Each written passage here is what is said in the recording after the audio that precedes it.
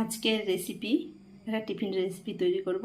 আজকে খুব সহজেই পুরের ঝামেলা ছাড়াই আলুর কচুরি বানাবো।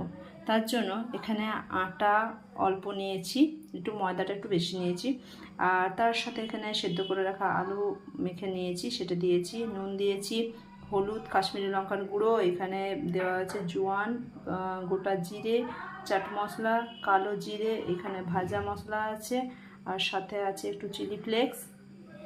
সব কিছু দিয়ে এগুলো ভালো করে এগুলো একটু মিশিয়ে নেব। তারপরে আলুর সঙ্গে দিয়ে এটা ভালো করে এটা মেখে নেব।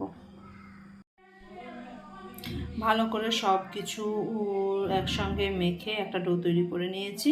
এরপরে একটু এটা সাদা তেল দিয়ে দিয়েছি, সাদা তেলটা উপরে দিয়ে এটা 5 মিনিট বা 10 মিনিট একটু রেস্টে রেখে দেবো। ডো থেকে লেচি করে নিয়েছি, এরপরে এটা বেলে নিয়েছি। এদিকে তেল গরম করতে দিয়ে দিয়েছি, তেল গরম হয়ে গেছে, এবারে এগুলো দিয়ে দেবো।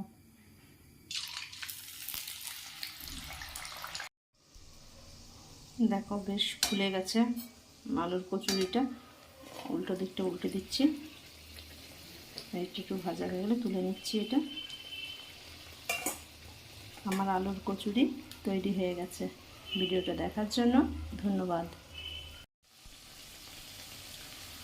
দেখো কচুরিগুলো কি সুন্দর ফুলে গেছে। দেখো দু পিঠটায় উল্টে দিয়েছিলাম, দেখো খুব সুন্দর ফুলে গেছে। এবারে এগুলো উঠিয়ে নেব। ভিডিওটা দেখার জন্য ধন্যবাদ।